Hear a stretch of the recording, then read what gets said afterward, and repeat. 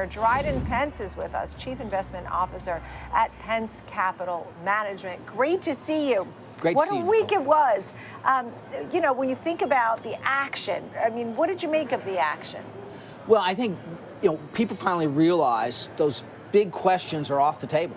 We now know who the president's going to be. We now know what the Senate's going to do. So clearly, we're not going to have tax increases, and we're probably going to have tax cuts. So when you take that backdrop, everything moves forward to something that's going to look like it's going to help earnings going forward, record earnings probably looking forward next year, and that means you're probably going to continue to see a record stock market.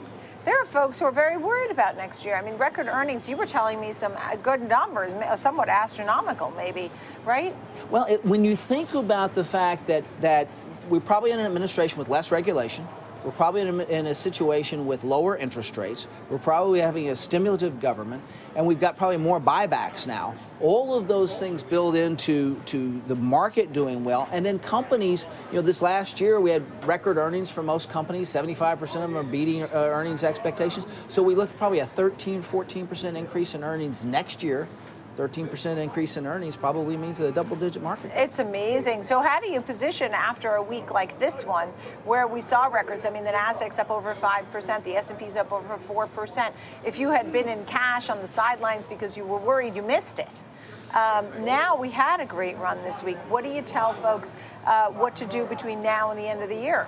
Well, we had a great run. A lot of it was led by the Magnificent Seven and those things. But what we're seeing is, the rest of the S&P 500, the rest of the Nasdaq are coming out of an earnings recession. And they're now doing that now. So you're going to look at strong earnings in third quarter, fourth quarter. So I would spread out my exposure across the rest of, like the 493 on the S&P 500, and then I would look to small caps, because so small caps are going to begin, people that make stuff, people that are in the industrial areas, but that's where the earnings are going to come in, and small caps are going to do better in this market. That's what we think we do. So spread it out, move it down in the capitalization stack. So, small caps is an interesting one. I mean, there were a lot of folks who were waiting for the Russell to participate, and sometimes when you see stocks up, a 0.5%, it's the Russell that's up 3%. But sometimes on the downside, it takes the bigger leg down too. So it is a little volatile sometimes. But what percentage of a portfolio should be in small caps now? And you'll have a lower rate environment, right? Right. We'll have a lower, as interest rates move down, that's going to increase margins. So we see it moving, from 7 to 10% of a portfolio, probably up another 5%. So you could see it maybe almost as much as 15% of a portfolio into small caps or mid caps. And then you have these companies, as market moves, they move from small cap to mid cap on their own. So you got to, you've got the blurred line there. But moving, sometimes you have like 5 or 6%, but now I think that allocation in 2025, our allocation is going to move more to 10 to 15. The moves this week lifted the Mag 7 to over 17 trillion in value. I mean, obviously there was historic trading. You have one of the names here, Amazon, as a name you like. Exactly. Tell us where you think this could be headed and why. What will be the catalyst for Amazon? The catalyst for Amazon is almost all of the above. And what I mean by that is we're going to have a good Christmas. It's been a good year. It's going to have a good Christmas. When you take a look at $4 out of every $10 spent on online shopping, and online shopping is continuing to all go through Amazon. So this is a dominant platform. It's a dominant place. So the catalyst for continued, in addition to all the AWS and all the AI, but the catalyst for this point is going to be a strong Christmas, and Amazon's going to get a large percentage of that. Yeah, look, it's trading around 208 today. Where do you think this stock? I saw Daiwa Securities has Amazon's price target now at 230 and a buy rating. That was this morning. So they see upside from 208 to 230. Does that sound like a good place to go there? I would think that that's a reasonable pricing. We usually don't publish exact price targets, but I think that you're looking at continued growth in Amazon, and I think that we're certainly constructive on it going forward. And rather than pick a specific price, it depends on how long you're going to hold it. Right, and the trends and the news flow and all that. Right. ASML, a name that really was so exciting for a while, and then in June really got hit hard. The earnings took it down. It was over $1,100, and now today it's $668. Tell me about ASML. Well, I've said frequently, you buy chips on dips. and things that are related to that. ASML is so absolutely essential to the AI growth and all the chip growth. I mean, ASML is what 40% of the capital expenditures of NVIDIA, TSMC, right? So you're taking a look at all of these chip companies. They have to have these extreme ultraviolet light machines.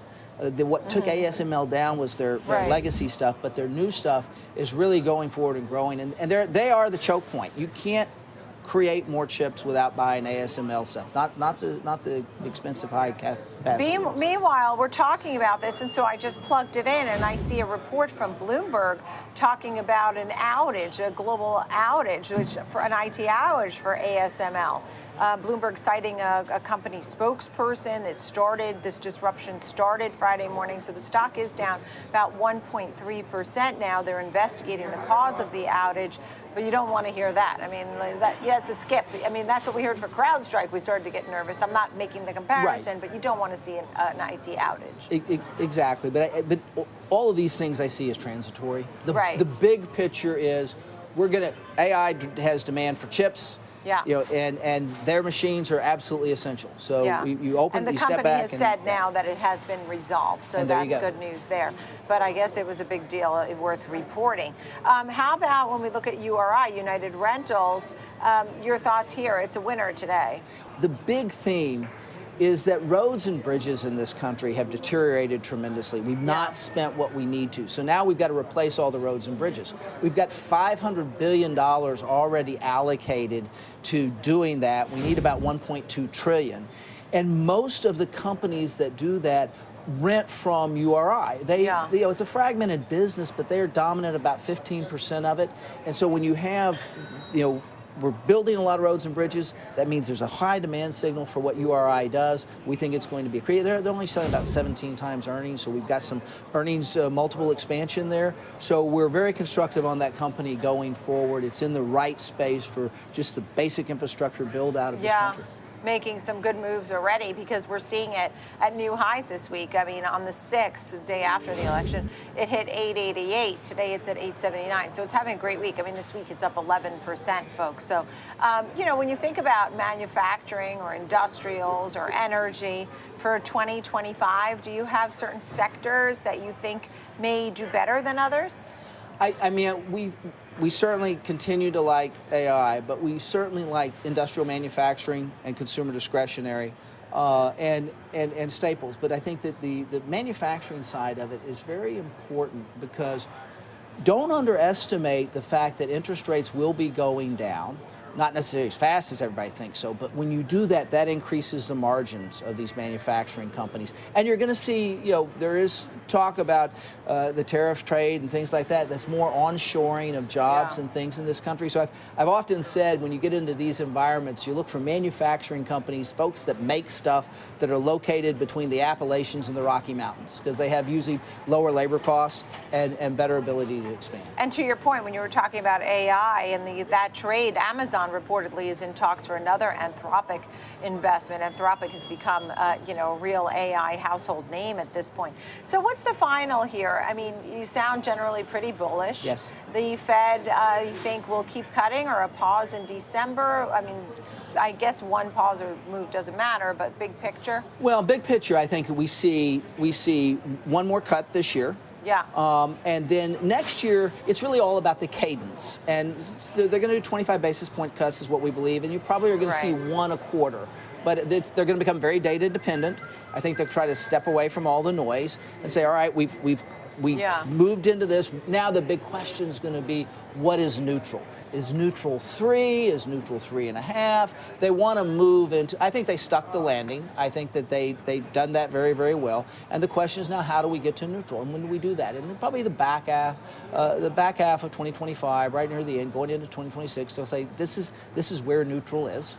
And they will have gotten us there. And we'll have a very robust moving economy. Yeah, Dryden Pence, great to see you. Dryden Pence of Pence Capital Management. Thank you. Thank you.